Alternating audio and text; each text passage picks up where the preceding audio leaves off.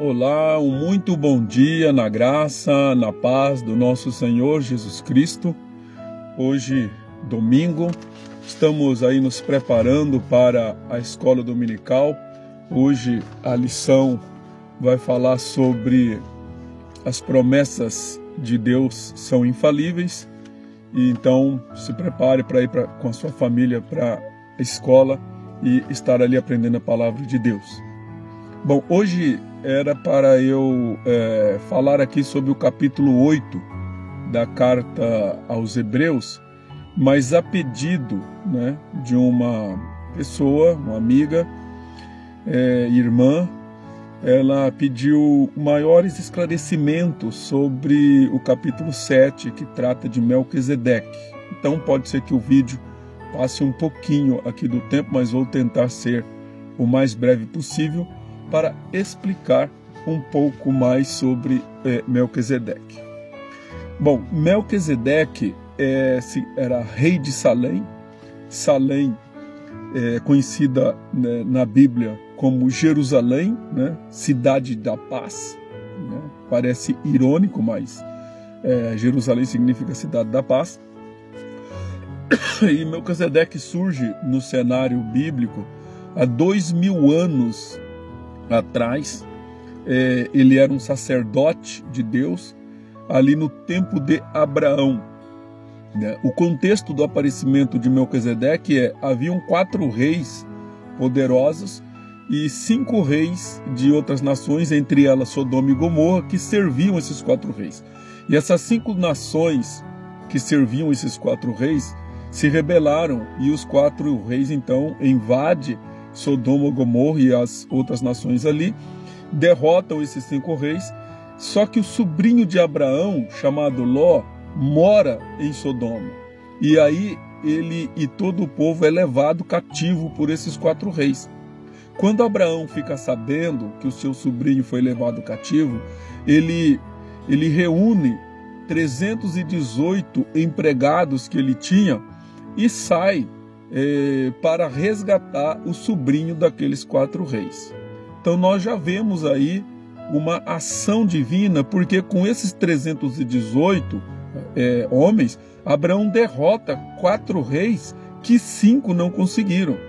Então Abraão derrota eles, certamente Deus estava agindo na vida de Abraão, e quando Abraão retorna com todo o povo que tinha sido levado cativo, inclusive o seu sobrinho, no meio do caminho, ele encontra então Melquisedeque, que é onde está escrito Gênesis 14, verso 18 a 20, que diz assim: Melquisedeque, rei de Salém, trouxe pão e vinho, era sacerdote do Deus Altíssimo. Abençoou ele Abraão e disse: Bendito seja Abrão pelo Deus Altíssimo que possui os céus e a terra. E bendito seja o Deus Altíssimo que entregou os teus adversários nas suas mãos. Então, deste encontro, quando Abraão reconhece, ele reconhece verdadeiramente que Melquisedeque era um sacerdote, e ele dá o dízimo,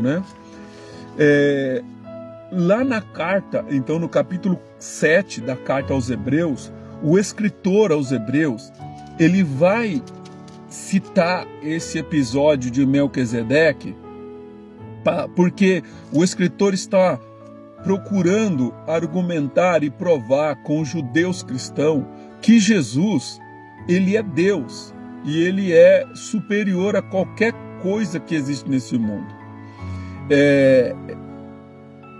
O sistema levítico de sacerdócio instituído no Antigo Testamento, o sacerdócio ele vinha da tribo de Levi. Logo, Jesus não poderia, em hipótese nenhuma, ser sacerdote, porque ele não pertencia a essa tribo. Então, como ele agora pode interceder diante de Deus por mim? Essa era a questão que o povo levantava. Como que Jesus pode ser mediador entre Deus e os homens, se só o sumo sacerdote pode fazer isto? E uma pessoa não pode ser sumo sacerdote sem pertencer à tribo de Levi. A tribo de Levi era a única que poderia ter sacerdotes e levitas. As outras tribos não.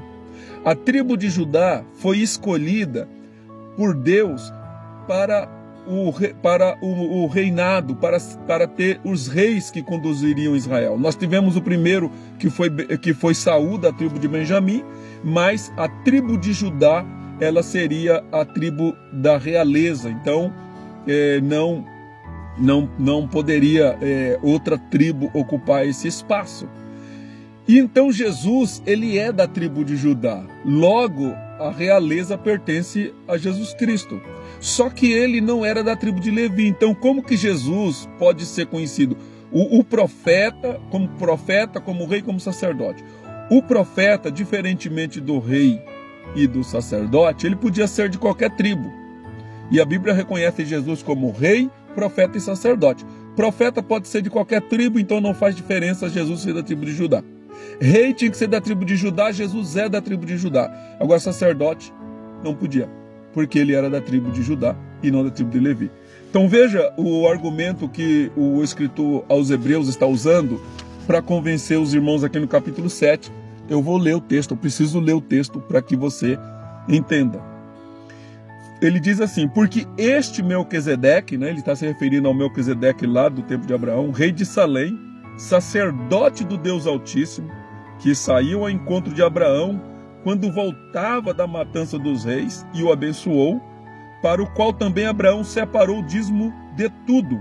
Primeiramente se interpreta rei de justiça, depois também é rei de Salém, ou seja, rei da paz, sem pai, sem mãe, sem genealogia, que não teve princípio de dias, nem fim de existência, entretanto, feito semelhante ao Filho de Deus, permanece sacerdote perpetuamente.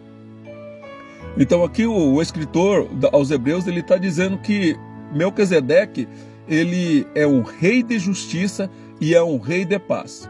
Melquisedeque aparece na cena bíblica e ninguém sabe quem foi o pai dele, ele surge. O escritor, ele usa essa figura, né? Lógico que, literalmente, Melquisedeque tinha pai e tinha mãe. A Bíblia omite esse fato, mas o escritor, ele usa essa omissão como uma ilustração para mostrar que Jesus não teve início, né? Não dá para saber, Jesus ele é eterno, né? Como Deus ele era eterno, ele surge na história, assim como Melquisedeque. Não dá para saber o dia que Melquisedeque nasceu.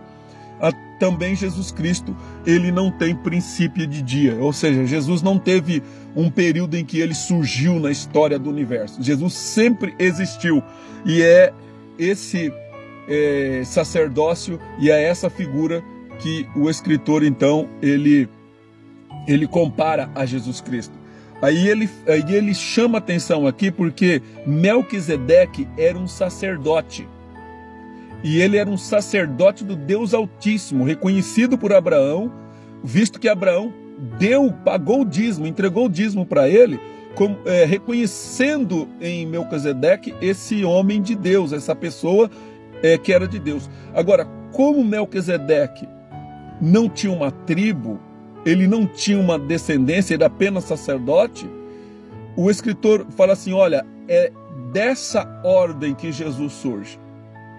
Então Jesus não, porque alguém poderia levantar assim, mas não há precedente para um sacerdote que não seja da tribo de Levi. E aí o escritor aos Hebreus, ele usa esse texto para dizer, há um precedente sim, porque Melquisedeque não era da tribo de Levi, pelo contrário. Veja, ele vai dizer aqui, continuando no verso 4, considerai, pois, como era grande esse, né, Melquisedeque, a quem Abraão, o patriarca, pagou o dízimo tirado dos melhores despojos.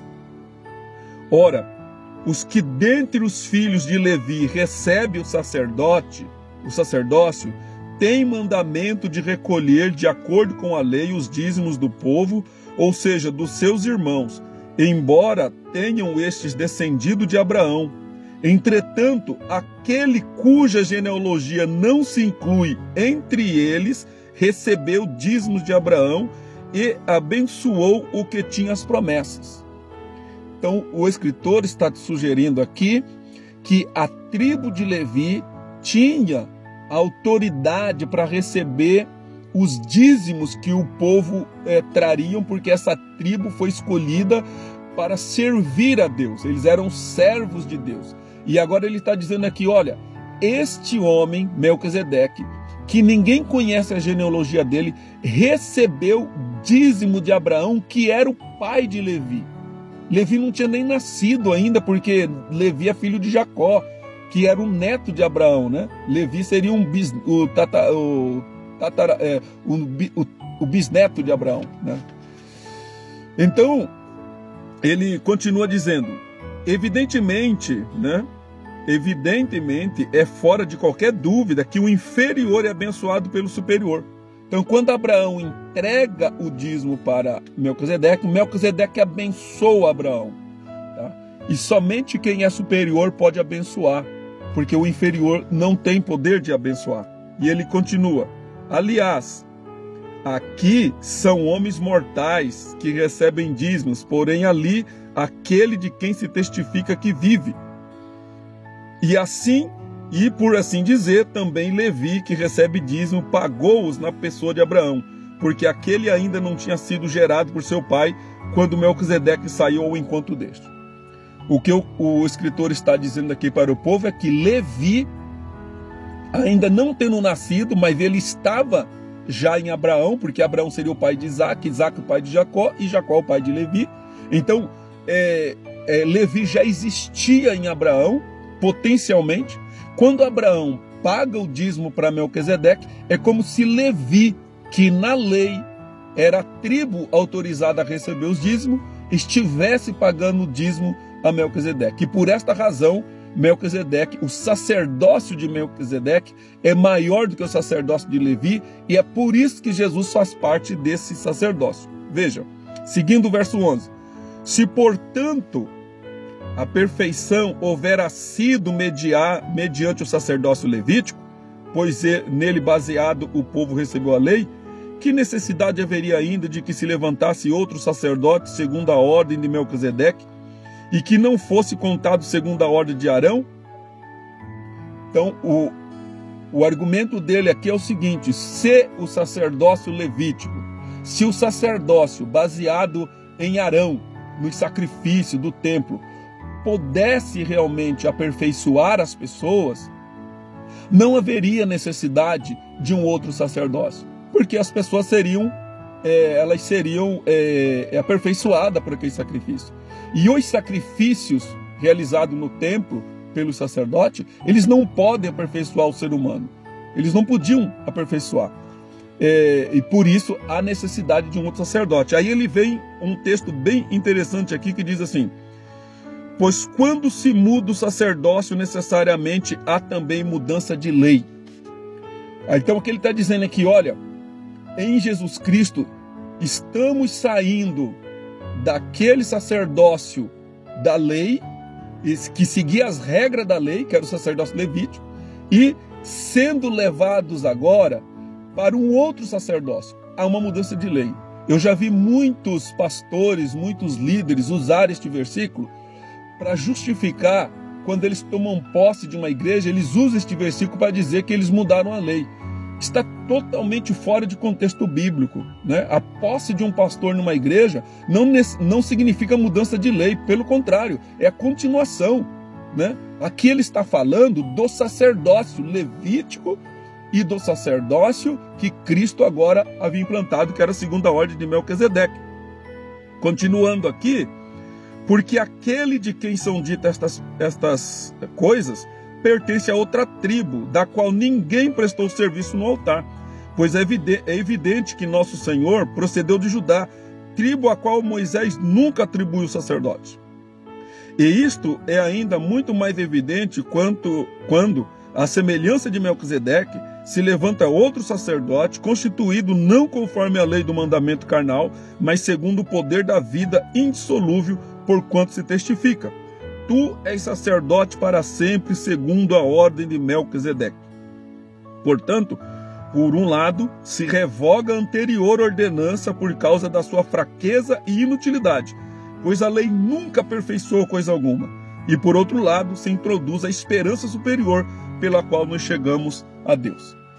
Bom, ele conclui dizendo aqui o quê? Que aquele ministério de sacerdócio araônico ou levítico, através da lei, ela era fraca e inútil. Por quê? Porque ela não podia aperfeiçoar as pessoas. Uma pessoa não seria aperfeiçoada por causa da morte de um bode, de um cordeiro, enfim, qualquer sacrifício operado ali, realizado ali pelo sacerdote. Mas o sacrifício realizado por Jesus Cristo, sendo ele sumo sacerdote deste outro ministério que não era de Levi, desta outra linha sacerdotal, segundo Melquisedeque. Então Jesus, ele é sacerdote segundo a ordem de Melquisedeque e não de Levi. E isso justifica então Jesus ser sim o nosso sumo sacerdote. Jesus é o nosso sumo sacerdote. Hoje, não faz sentido nenhum alguns crentes imaginarem que Israel vai construir um templo novamente e que vai voltar ao sacrifício. O escritor está falando aqui que isso passou. Isso não tem mais serventia, não tem mais utilidade. Tá? Agora, o sacerdócio legítimo é aquele instituído por Cristo, segundo a ordem de Melquisedeque. Por quê? Porque esse sacerdócio que é instituído por Cristo, este é perfeito. Com um sacrifício, ele purificou os meus e os seus pecados. Ele é o sumo sacerdote por excelência. Então nós não servimos ao sacerdócio levítico.